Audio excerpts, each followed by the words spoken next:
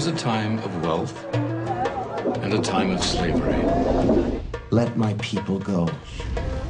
The story of Moses is a great story. Who is this God of yours, Moses? The Lord God of Abraham and of Isaac. It's a story about faith and love and deliverance. The children of Israel cried in their bondage. It's just one of the great all-time stories. And their cry came up to God, and God heard them. And God chose Moses to lead them out of their servitude.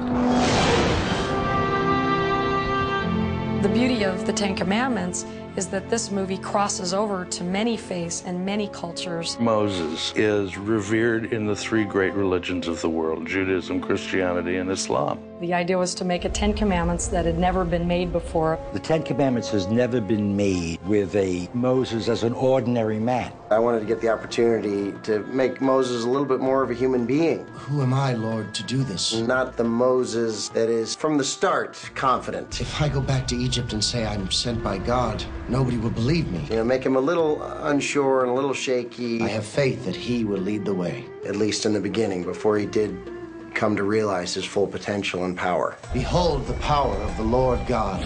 Everyone has to respond to DeMille if you're going to touch the Ten Commandments. But that was back in a bigger-than-life kind of era. DreamWorks, of course, did make The Prince of Egypt. That story did stop at the parting of the Red Sea, and this animated version does go on. So I think it was important to get the whole story told. Caused them to wander in the wilderness for 40 years. We started this company 3 or 4 years ago, building a series of films. The Ten Commandments is the first one. This is something they really want their families to see, that grandma and grandpa take the grandchildren, mom and dad take the kids. We hired incredibly talented actors. Let my people go.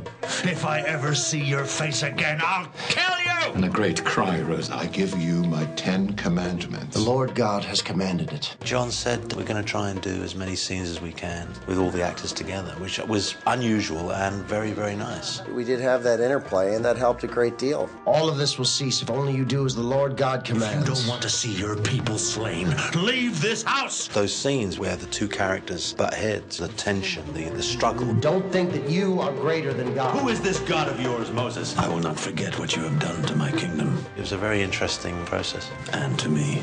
And of course, Elliot Gould is the voice of God. I am the Lord your God. You shall have no other gods before me.